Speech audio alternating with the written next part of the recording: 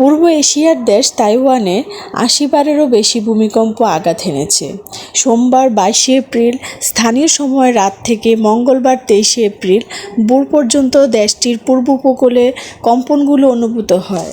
এর মধ্যে সবচেয়ে শক্তিশালী কম্পনটি ছিল ৬.৩ মাত্রার। একের পর এক আঘাত হানা এসব ভূমিকম্পে রাজধানীর তাইপের ভবনগুলোও কেঁপে ওঠে। তাইওয়ানের আবহাওয়া প্রশাসন বলছে, পূর্বাঞ্চলের হুয়ালিয়েন শহরে ভূমিকম্পের উৎপত্তি হয়। হুয়ালিয়েনের দমকল বিভাগ মঙ্গলবার ভোরে জানিয়েছেন, গত ৩ এপ্রিলের ভূমিকম্পে ক্ষতিগ্রস্ত হওয়া একটি হোটেল আরও ক্ষতিগ্রস্ত হয়েছে এবং ঝুঁকে পড়েছে। তবে এতে কোনো হতাহতের খবর পাওয়া যায়নি। চলতি মাসের শুরুর দিকে ৭.২ মাত্রার শক্তিশালী ভূমিকম্প আঘাত হানে তাইওয়ানের হুয়ালিন শহরে। এতে অন্তত ১৪ জনের প্রাণহানি ঘটেছিল।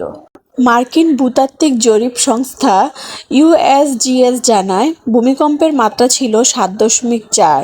ভূমিকম্পটির কেন্দ্রস্থল ছিল হুয়ালিয়েন শহরের ১৮ কিলোমিটার দক্ষিণে। তাইওয়ানে গত ২৫ বছরের মধ্যে এটি ছিল সবচেয়ে শক্তিশালী ভূমিকম্প। এর আগে ১৯৯৯ সালের সেপ্টেম্বরে ৭.৬ মাত্রার ভূমিকম্প তাইওয়ানে আঘাত হানে। তাতে প্রায় ২,৪০০ মানুষের মৃত্যু হয়।